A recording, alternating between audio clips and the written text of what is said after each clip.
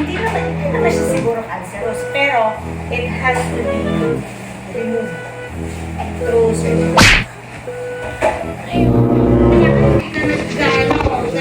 Nagpiperiod.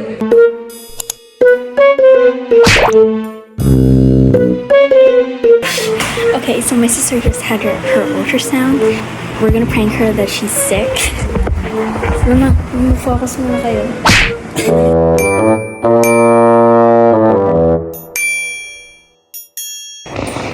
Hey, what's my result? It's a little bit. Why? Visit ko lang. Kasi nakalagay dito, bilateral noong yung ovary, mayroong something. It's called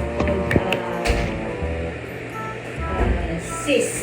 Yes, a cyst.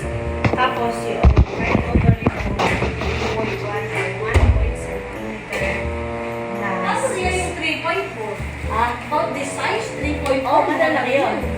3.4. Kasi 1, 2, 3. It's a polyp. When you say polyp, it's hindi naman siya siguro cancerous, pero it has to be removed through surgery.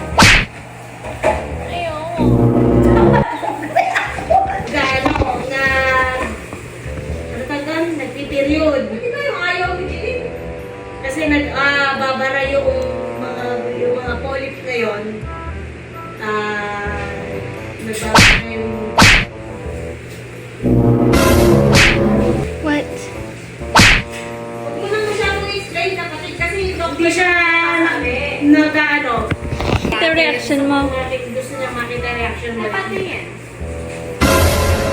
Ipapaano mo na sa ano.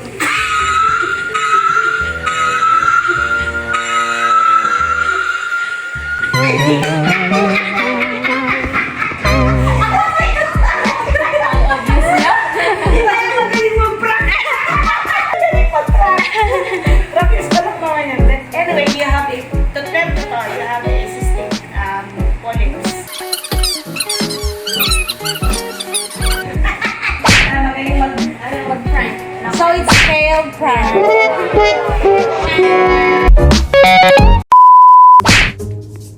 Talaga nakita?